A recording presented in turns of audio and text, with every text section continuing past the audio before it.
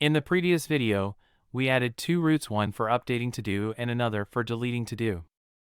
In this video, we will see how to add extra validations to the code to avoid entering wrong data in the database. So if you go to Mongoose.js docs, you can see there is a validation section under Guides menu. As you can see, by default Mongoose.js provides some built-in validators.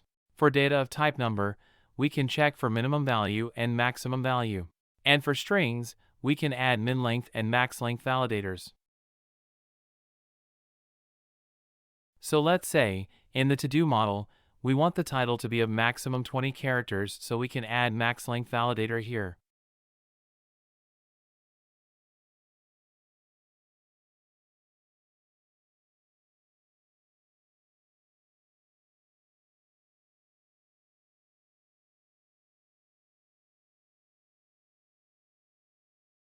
Now, the title is less than 20 characters, so the create to do operation will work correctly. But if I make the title more than 20 characters, it should fail. If I send the request, you can see we're getting internal server error. But in the console, we don't get any error because we're not logging the error in the console. So let's add a console.log statement in the catch block of add to do function. Now, if I send the request again, you can see to do validation failed error is displaying in the console. And here you can see the exact error message coming, as we provided a title of greater than 20 characters, so it's failing. So Mongoose.js provides some built-in validations to restrict the length of the data. And if there is any validation failure, the data we're sending will not be added to the database. So if I send the request again, we get server error, and as you can see, nothing is added in the database because of our added validation failure. Now, in the case of status, we are expecting the status to be only not started, in progress, or completed. But right now we don't have any validation added, so I can add a status of invalid also. And I will make the title shorter than 20 characters. If I send the request again, you can see it's successful and we're not getting any validation error for invalid status. If you check the database, you can see it's added in the database, which is not what we expected. So in addition to inbuilt validators, we can add a validate method provided by Mongoose.js. You can define this method as a normal function or an arrow function. And this method will automatically receive the parameter that contains the value which is being added. Here, we can check if the value being inserted is having one of these values or not. So how do we check that? Let me copy this status object and I will paste it in the browser console.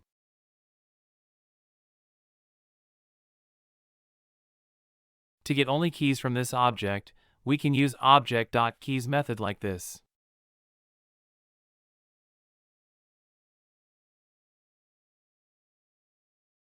As you can see, we're getting the object keys in an array. And if we want only the values from that object, we can use object.values method.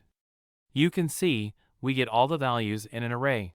So we can check if the provided value is present in this array using the array_includes method. So inside the if condition, we can say if object.values of statuses, and we will use includes method for our array. Includes method is available for string as well as array.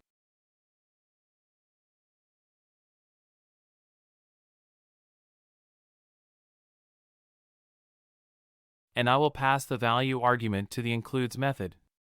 So if the statuses array does not contain the value, then we will throw an error using throw new error.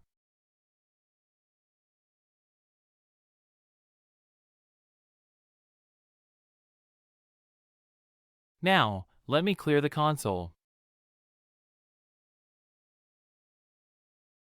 And I will also remove the data from database.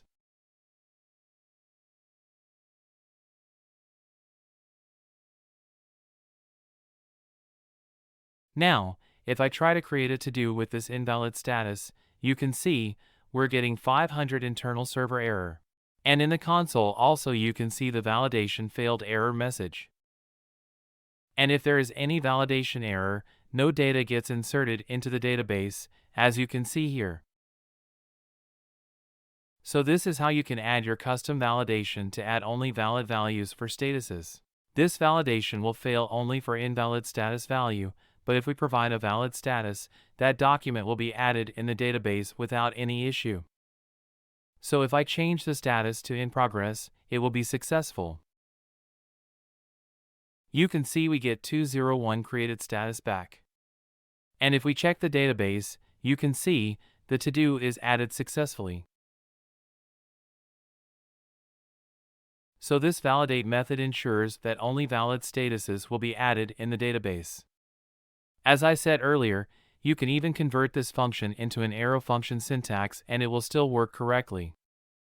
So let me add another to-do to prove the same.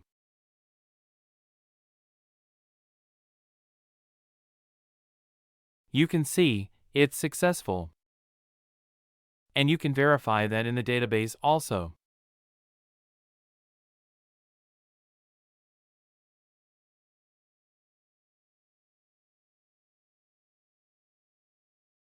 Currently, we have added validations at the model level, but we also need to add validations in the controller code.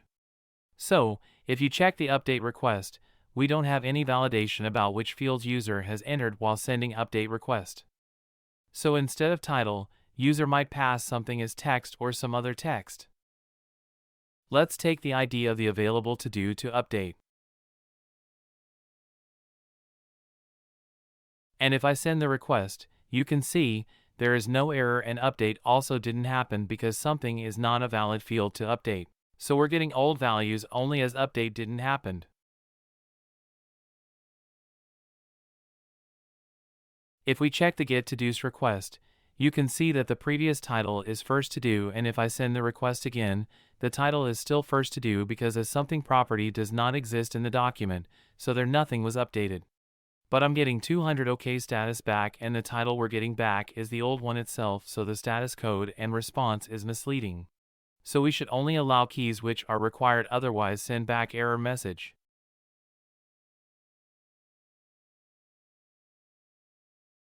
So inside the update to do function, we need to add that validation. If we check the to-do modal, title is a required field and status is an optional field.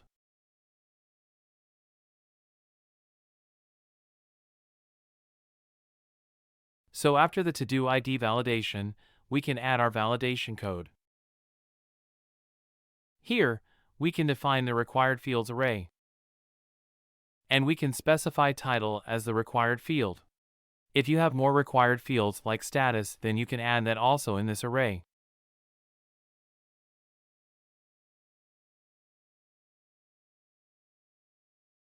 And now, we can check the properties which we receive in the request.body object. This is the object that we will receive in request.body object. So, we will define receive fields equal to object.keys of request.body. The object.keys method will return an array of only keys from the object. So let me add status property also. The current status value for this to-do is in progress, and now I'm changing it to completed.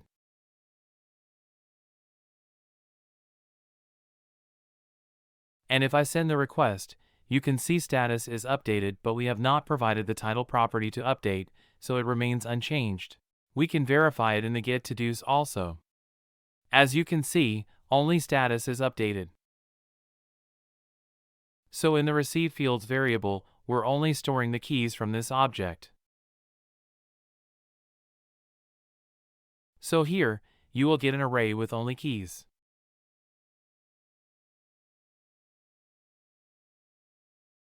Now, we can add a condition to check if each of the property we're passing is present in the required fields array or not. And only if it's present, then we will allow the update operation.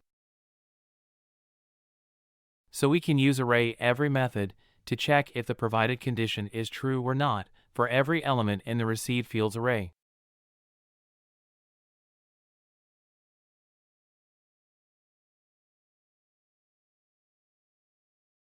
So for each field of the array, we can add a conditional check to check if the required field array includes the field. So this every method will return true if this condition is satisfied by every field of the received fields array. So if each of the property we're receiving, like something, status, is present in the required fields array, then only the every method will return true, otherwise false will be returned. We can store the return value in our valid fields variable, and if those are not valid fields, then we will return an error with status of 400.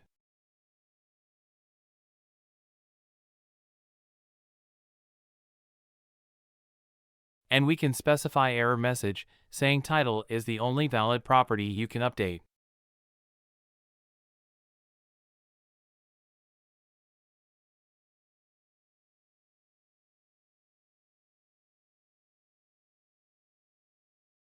Otherwise, we will proceed with the update operation.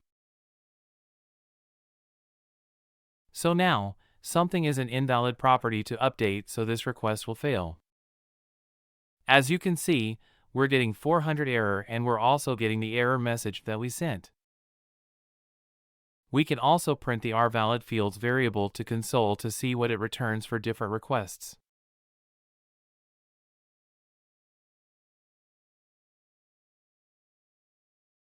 Let me clear the console and start the application again.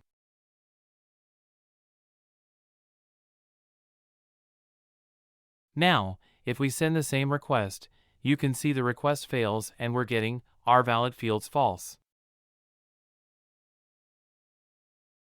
Now, if I just send status field with value of in progress, we will still get the error. This is because we have not added status in the required fields array. Even though it's an optional field, user can provide value for that, so we need to add it in that array. And now, you can see the request is successful. So before sending the request, first to do was having completed status, and now it's in progress. And if we send some invalid property again, you will see that it will fail again.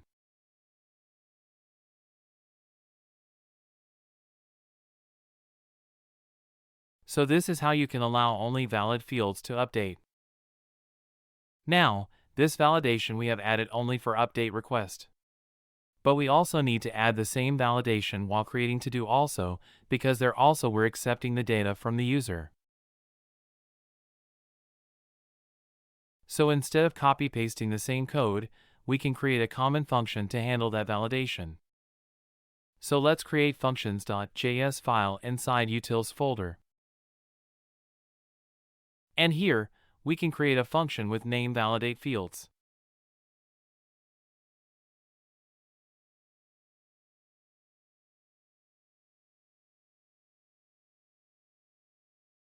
We will move this code into that function. This function requires the request.body, so we can accept that as a parameter. And we will return our valid fields variable result back from the function. And we will move this condition back into that update method. We will create our valid fields variable and store the result of that function. But first we need to export that function to use it in another file. You can add multiple functions in this file if required, so we will export it as named export using curly brackets. Now, I can use it in that update function.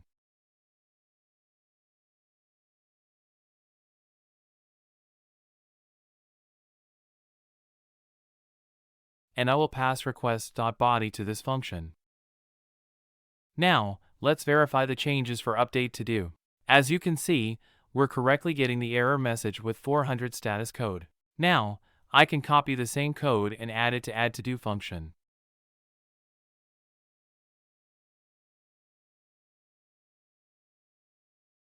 We also need to mention status property as its valid property.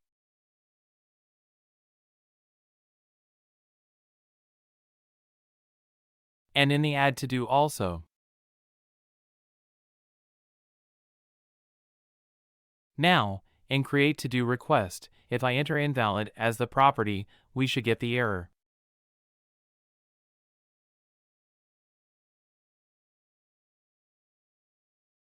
So the validation is working correctly now. And if we enter correct properties and their values, the to-do will be created successfully.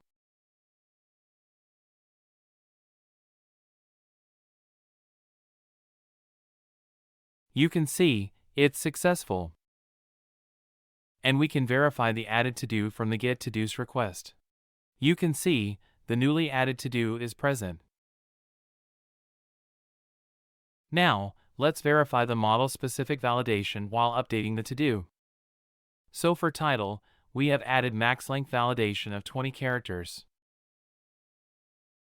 And if we try to enter title of more than 20 characters for update request, it should fail.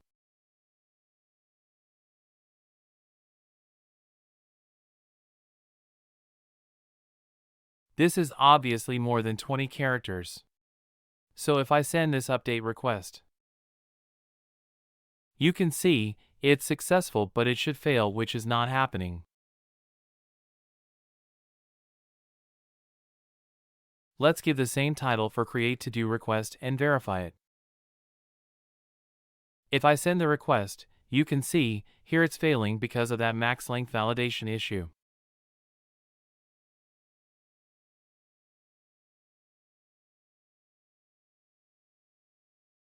But with the same title for update request it's working, and I'm also not getting any errors in console. This is because by default find by ID and update method does not validate default schema validations. Oh, this utils folder should be outside and not inside controller.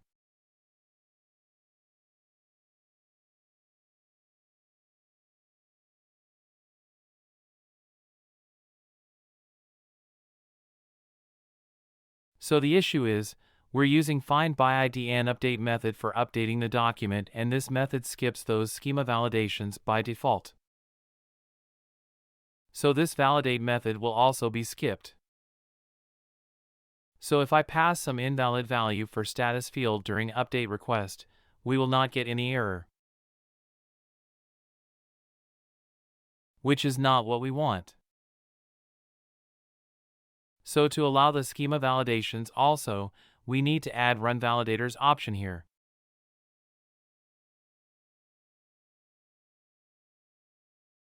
And we need to give value of true. So only when we say run validators, the schema validations will be executed. Now, let's remove that invalid status document from the database. And if we send the update request again, we're getting error because we just deleted that document, so the to-do ID does not exist. Let's take some valid to-do ID now. We will take this ID and use it in update request. Now, you can see, we're getting 500 error because we have provided invalid value for status property. So I will change status to valid value and I will use title of larger than 20 characters. You can see we're still getting 500 error, but now because of the max length validation.